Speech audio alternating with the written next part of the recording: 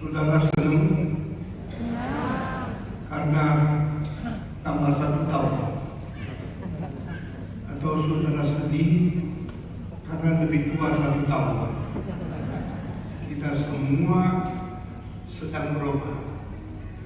Yang kecil berubah menjadi besar, yang muda berubah menjadi tua, yang tua makin lama makin menunggu kematian.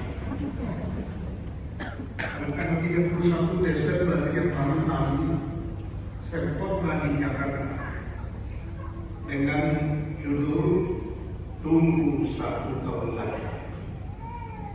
Dari ayat Alkitab dan dari kalimat saya, Tuhan berkata, tunggu 1 tahun lagi.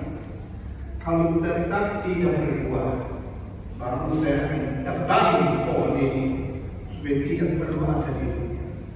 Karena sudah 3 tahun saya datang melihat, mencari, akhirnya saya kecewa. Tidak ada buah di pohon ini. Saya datang lagi sekali, saya melihat, saya kecewa karena tidak ada pohon. Tahun ketiga saya datang lagi, tetap tidak ada buah di atas pohon ini. Buat apa pohon ini ada di sini? Ditebang saja. Lalu yang jaga kebun bilang, Tuhan, kalau boleh jangan tebang dulu. Biar saya memberikan hal-hal yang membantu. Saya menyiram air, saya memelihara pohon ini. Harap 1 tahun lagi baru diambil keputusan tebang atau tidak. Tuhan berkata, oke, saya memberikan 1 tahun lagi. Apakah pohon ini berbuah atau tidak? Biar kita ambil keputusan selanjutnya. Ini adalah cara Tuhan. Tuhan bukan seenaknya memberi anugerah, lalu biar kita semau sendiri berbuat atau tidak. Tuhan bukan sembarangan memberikan karunia, berkat dan segala sesuatu yang kita perlukan, lalu biarkan kita main-main dengan Dia. Maka ada istilah dari Tuhan, tunggu 1 tahun lagi. Tunggu 1 tahun lagi kapan? Saya bilang, hari ini tanggal 31 Desember 2022. Setelah berapa jam kemudian, jam 12 malam, lonceng akan bunyi 12 kali. Sesudah bunyi itu, 2022 tidak ada lagi di dunia. 2022 tidak ada lagi di dalam hati kita. Hanya ada di dalam ingatan otak kita. Pernah ada tahun 2022. Lalu saya tanya, saudara-saudara, apakah kita semua akan lewat nanti malam jam 12? Apakah kita akan melintasi ke dalam hari tanggal 1 Januari 2023? Tak ada. Mungkin ada orang yang mati malam ini. Mungkin ada orang yang besok pagi tidak bangun. Karena hidup kita bukan milik kita. Yang menentukan hari depan bukan kita sendiri, tetapi anugerah Tuhan. Jika Tuhan izin kita melewati 1 tahun, karena Dia masih memberikan kesempatan kita hidup. Jika Tuhan menghentikan napas kita, kapan saja kita bisa berhenti napas dan berhenti tentukan jantung dan berhenti hidup di dunia. Sudah selesai, saya pulang. Malam-malam itu saya tidur, esok paginya bangun, sudah saya berdoa, saya dihadapkan Tuhan memikirkan rencana 1 tahun. Lalu sesudah itu saya buka TV. Begitu buka TV, kalimat pertama, mantan Paus Benedikt ke-16 meninggal malam tadi dan dia tidak bisa masuk ke tahun 2023. Saya kaget. Mantan Paus, orang ahli teologi, pemimpin Katolik yang dikenal seluruh dunia.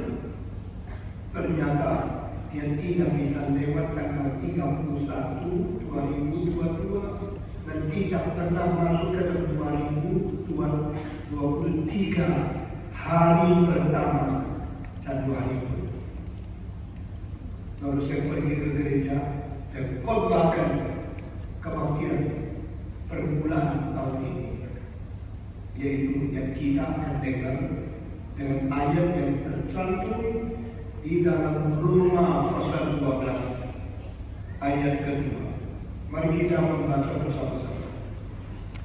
Perjanjian Lama buku ke-6 kitab Roma pasal ke-12 ayat kedua. Setelah mendapatkan, saya minta pria membaca satu ayat satu kali, sesudah itu wanita menyusul satu kali, sesudah itu saya membaca satu kali lagi. Roma 12 ayat kedua. Semua pria membaca 1, 2, 3. Kamu menjadi serupa dengan ini, tapi berubah oleh pembaharuan hidup, sehingga kamu dapat membedakan manakah tindak Allah, apa yang baik, yang benar, dan yang sempurna. Perempuan 1, 2, 3. Janganlah kamu menjadi serupa dengan dunia, tetapi berubahlah oleh pembaharuan dunia, sehingga kamu dapat membedakan manakah kehendak Allah, apa yang baik, yang berkenan kepada Allah, dan yang sempurna. Janganlah kamu menjadi serupa dengan dunia ini, tetapi berubahlah oleh pembaharuan budimu, sehingga kamu dapat membedakan manakah kehendak Allah, apa yang baik, dan yang berkenan kepada Allah, dan yang sempurna. Ikut-ikut model dunia ini, tetapi perbaharulah jiwa dan hatimu, sehingga engkau dapat mencari dan bisa membedakan apa yang disebut kehendak Allah yang baik, yang berkenan kepada Dia, dan kehendak Allah yang sempurna. Wah, ini sangat dalam, sangat luas, sangat limpah artinya. Sehingga kalau saya mau membuat khotbah ini sampai selesai, mungkin saya perlu 20 jam. Engkau bilang 40 satu ayat bisa 20 jam. Sebab saya telah menyatakan khotbah ayat ini kira-kira perlu 2 bulan.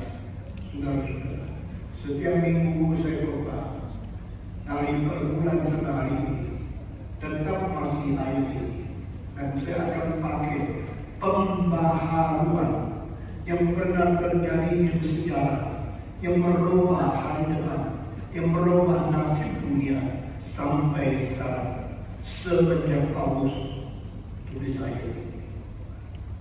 Jikalau tidak ada pembangunan, dunia mandek, dunia macet, dunia berhenti, tak pernah ada pertumbuhan. Jikalau tidak ada pembangunan, manusia bosan, manusia statis, lalu berhenti di dalam seketika dari sejarah, dan tidak perubahan, bikin kita menjadi orang yang mati secara rohani. Justru karena ada perubahan yang memperbarui dari jiwa sampai ke dalam kita punya badan, maka kita melihat dunia berubah.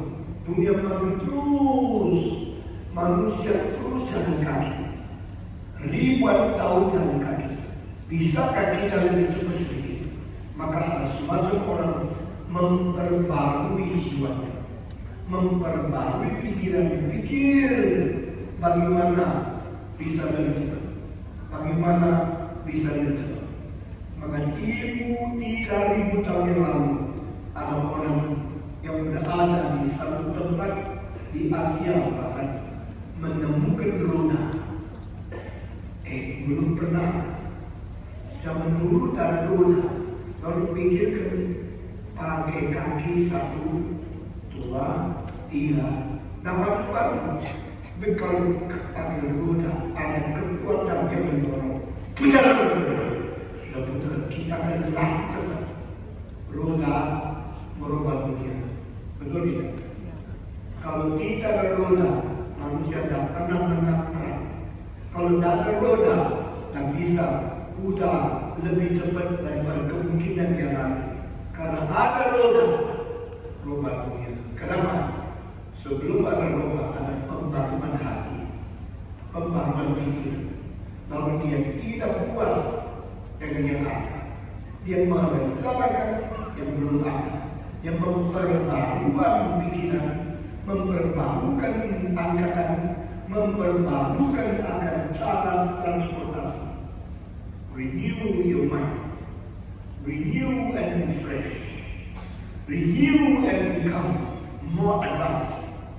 Nah, orang semacam ini semua siap besar sekali. Di dalam sejarah ada orang menemui itu karena dia pikir. Apakah setiap orang pikir bisa menemukan sesuatu data itu? Karena setiap orang diberi bakat yang lain. Ada orang yang pikirannya tajam besar, memikir apa tak bersolusi, memikir apa dapat pembangunan, memikir apa menjadikan kemajuan.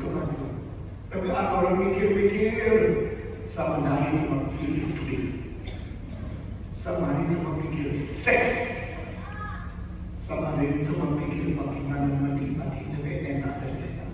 Orang semacam itu tidak mendorong kemajuan sejarah. Tapi orang yang mempunyai pikiran yang tajam dan menemukan sesuatu metode, sesuatu cara hidup, sesuatu alat, ada sesuatu penemuan dan teknologi, mereka memajukan dunia ini.